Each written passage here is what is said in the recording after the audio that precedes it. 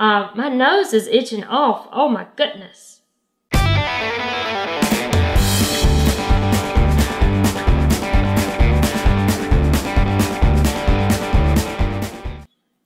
y'all, it's me, Gina, and welcome back to my channel. Today we're going to do another little sit down and chit chat video because you guys have been very responsive to these videos, especially on my Facebook, and it starts a good conversation. And it's something that I just want to keep going because I enjoy sitting down just going over, my thoughts and opinions and then hearing what you guys have to say. And today I thought, since we have kind of been talking about the past couple weeks about pharmacy and about the abuse in pharmacy and what some of this stems from, is that we would go through some of the misconceptions that people have about pharmacists and pharmacy employees and just pharmacy in general. My nose itches. So one of the biggest things that I saw when we were talking about, some of the abuse in pharmacy and that shooting that so awfully happened at a Walgreens to a pharmacist and a technician, is that people get highly upset over the cost of their medication, or if their medication is not covered by their insurance. So the first thing I wanted to talk about is the fact that your pharmacists have no control over how much your medication costs. We just don't. If you have insurance, that includes private insurance, insurance through your employer, Medicare, Medicaid, government funded, state assisted, whatever you want to say, insurance that we have to bill through, they determine the price of your medication. For most people, it's the same no matter where you go. Some places like CVS and Walgreens and these places that, are pharmacies that own PBMs, which is completely ridiculously irresponsible in my opinion.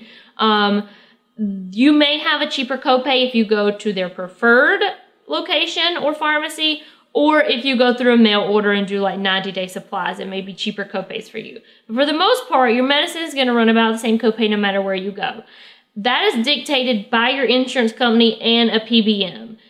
That's a whole other conversation. If you want to do some research on that, you can. But pharmacies do not dictate how much we're going to charge you. The pharmacist has no control over that. So if you come into me with a prescription and your insurance is charging you $50, I can't help it. That's just what your insurance charges you. I didn't pick that price. I'm not making $50 on that prescription.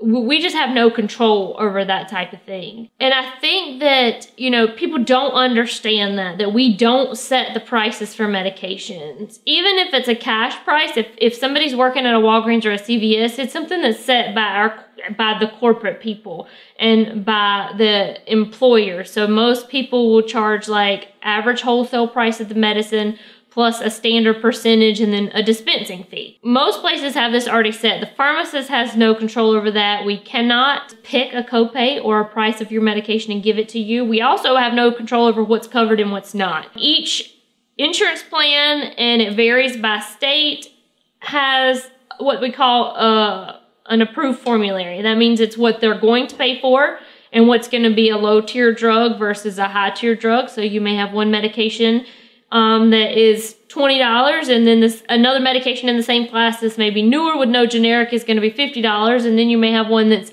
brand new that's just out on the market that's not covered at all and requires a PA or a prior authorization. We have no control over what your insurance covers either. A lot of us don't even have access to those formularies, and they change often and they're not updated. So anytime a new generic comes out, it's not updated. Most of the time the generic is not covered for a month or two. You still have to get the brand, but they charge you more for the brand. It's just a huge debacle all around for pharmacies, but we don't have any control over that.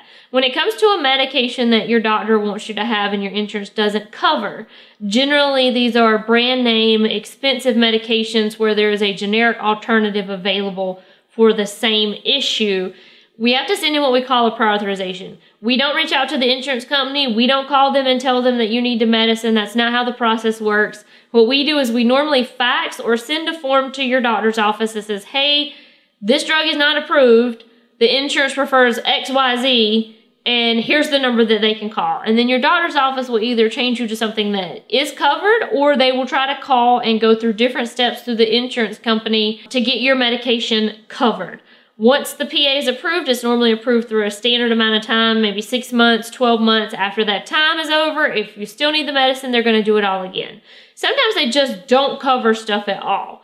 Or you have to go through a step process. So you have to have failed drug A, B, and C before they'll let you try drug D, and then your doctor has to verify that you've gone through that process.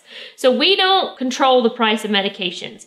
If you come to pick up your medication, a lot of times it's nerve-wracking for us to go to you when we know that you've been calling and you need this medicine to be like, your insurance doesn't cover it. I sent the fax to the doctor's office. There's nothing else I can do. Because you're going to yell at me and not your doctor's office and not your insurance company. And so I'm bracing myself to have a conversation with you before you ever even walk up to the counter to say, hey, this is going to be a $150 copay.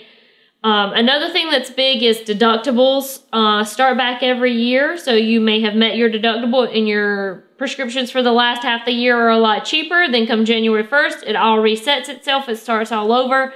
And you have to pay those high deductibles and the higher cost again. Some people don't understand that. And so it's a conversation that we have to have with the patients. With Medicare, it's the same thing. If you have Medicare, most plans you start off paying a certain amount. Once you get up to a certain amount, they start charging you less. Then you hit a donut hole where they paid a lot and they don't want to pay any more, so you have to pay more. Then finally you hit like a catastrophic amount and then they start paying a lot again on it. So it can be very confusing because your price of your medicine can fluctuate even if you get the same medicine every single month. And those are conversations that it's hard for us to have with people. So the one thing you need to understand is please don't yell at your pharmacist or your technician, your pharmacy personnel about the cost of your medication because we don't have any control over that. Zero control. The only time that we might have a little bit of control is if you own an independent pharmacy and somebody's paying cash. You can control how much you charge the patient because that's your business. If you're going to a Walgreens, a CVS, the pharmacy managers in those buildings run the pharmacy, but they have no control over things like the cost of medication. And we definitely can't control your copays through your insurance company. If you can get 3 months supply through your mail order for the price of 1 month, would I want you to do that? Absolutely. Are you going to run into hurdles with mail order? Absolutely. That's another beast in itself. But we want you to get your medicine for the cheapest possible price, but we don't control that. The next thing I wanted to talk about is your doctor really doesn't know what's going on in a pharmacy. We don't know a lot about what goes on in doctors' offices aside from our visits to our own personal doctors, just like the doctors don't have any idea what goes on in a pharmacy unless they come and visit the pharmacy to pick up their medicine, but they don't know what's going on. So several issues arise from the fact that your doctor may think they know, or you may think your doctor knows exactly what's happening in the pharmacy. The first problem with that is that when your doctor sends an electronic prescription or an e-prescription to the pharmacy, it's not automatic. When he hits that button, it doesn't automatically show up in our stuff to fill. Multiple things can happen. There can be a delay as far as, there's a communication issue and we don't get it correctly or quickly.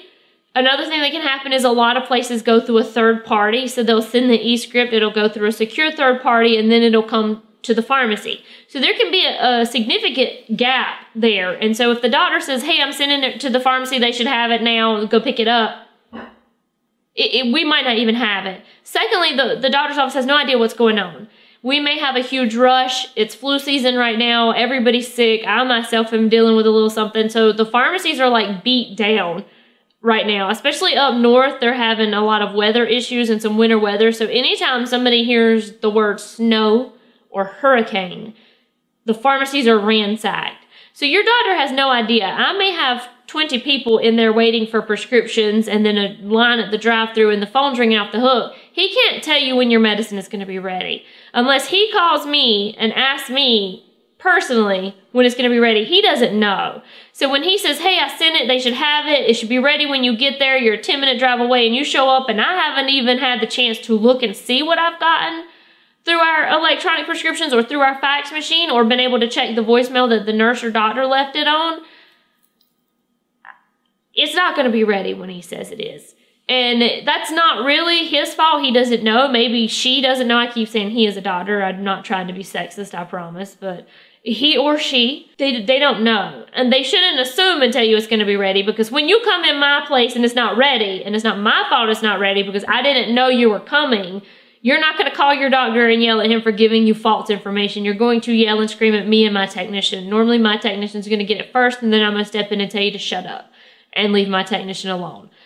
What you should do in these situations is pick up the phone and call the pharmacy and be like, hey, I'm leaving my doctor's office. They said they sent you a prescription. Do you have it? I'd be glad to check, and I can be like, yes, we're really busy. It's going to take me 45 minutes. Maybe you need to run a couple errands first. That way you don't come with the expectation of it being ready. So some of this responsibility does fall on you to figure out if it's there and what's going on. Also, your doctor's office may not have the correct pharmacy information. You may be somebody that uses 3 or 4 pharmacies. If you are, for the love of all the Oreos in the world, pick one. Just one. Just use that one. It makes it easier on everybody. But let's say last week you used Walgreens up the road from your work, and today you want to use CVS by your house. Well, your doctor's office didn't know, so they're going to send it to the one they sent the last one to. So it's going to go to the Walgreens and not the CVS. So you're going to go, we're going to have to transfer it. They may not have it. It's going to be a whole nother issue. So make sure you're using one, just one pharmacy, and your doctor's office knows where it's going to be. Another issue is that sometimes we don't have stuff in stock, and it just happens. Most pharmacies try to keep a general inventory of the most common prescribed drugs, and if you're a regular customer and you're on something special, they probably will try to keep that. But there's no way we can keep a little bit of every single drug on the market in stock. In most pharmacies, I would venture to say, especially where I work now, inventory counts for about 60 to 70% of our budget.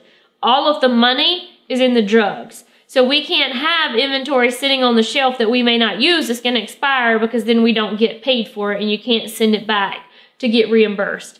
So there may be times where you come in and your medicine, we just don't have it in stock and we have to order it. Your doctor might have told you again, hey, they've got the prescription. I just talked to the drug rep today.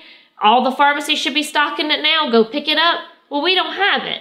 So it's another good way to take responsibility is to just call and be like, hey, I got a new prescription. I don't know how to say it, so I'm going to spell it for you. Do you have it in stock? No, I can order it. It'll generally be here the next day unless it's something crazy. So then you either know you need to check somewhere else, or you can just wait till the next day to come pick the prescription up. So let's see, we've covered cost that we have no control over, your doctor's office telling you incorrect things that we have no control over, and we've covered in-stock medication, which is something we do have control over, but sometimes it just so happens that we don't have the medication. Oh yeah, and back order. Oh my gosh. Right now, it is the age of back order medication. Some of the most simple medications that we use a lot, like Nystatin, the active ingredient is on back order. A lot of things go on back order, and what back order means, simply put, is that the people who make the medicine don't have the stuff to make the medicine. If they can't make the medicine, we can't get the medicine. So in that case, we'll normally call your doctor and just be like, hey, we can't get it, it's on back order. Do you want to change them to something else? Sometimes we can get some strengths of a medicine and not another. So maybe if you're on 20 milligrams and we can get 10 milligrams, you'll have to take 2. We try to work around that and help you out. But if the drug manufacturer can't get the stuff to make it, I can't get it to you. And some of these terms like PAs and e-prescribing and back order are things you may not understand. And if your pharmacist or technician is trying to tell you these things, hey, your medicine's on back order, and you don't understand what's happening, you think we just don't have it, just stop and be like, hey, what's going on? What does back order mean? And sometimes things are on back order for months, so there's no plan on when we can get it in, because we're just going through our suppliers. So we'll get online, look at our suppliers. They'll be like, oh, hey, there's an anticipated date of March 15th. So we think maybe we'll get some on March 15th, but maybe we won't, because there's no hard date on this information. So that's another good one. All right, y'all. So those are 3 of the main things that we have issues with in the pharmacy. Price, your doctor's office not knowing exactly what's going on, and then not having medicine in stock are 3 things that we get yelled at a lot for, that, for a lot of the time are out of our control. I know there's more things. We're just trying to keep these videos a little shorter. So probably in the next video, we'll go more into the law of controlled substances and things like that, since that's more federal and state specific. And so we'll talk about the opiate crisis in that, and maybe the next video. If you guys have any other misconceptions about, you work at a pharmacy and what patients think happens that really don't happen. Leave those down below and just let me know so we can keep going in this conversation. If you're a patient and you frequent your pharmacy and there's some things that you think happen or some reasons that you get angry that I didn't mention here and that, you know, don't contain control prescription issues, leave them down below and I'll see if we can get an answer to what's happening. We just want to keep this conversation about pharmacy going so that we can have an open dialogue between pharmacy personnel and patients, because if the patients don't know, they're going to be frustrated. If they're frustrated, we're already frustrated. And so we just want to get a more open line of communication and have a little more explaining to do. I hope you guys enjoy these videos. I like sitting down talking because, like I said, it opens up a whole huge conversation. I really like the just back and forth communication. I really appreciate your guys' engagement on these videos because it does make me feel good that we're keeping this topic to light. And we will see y'all next time. Stay sweet, y'all.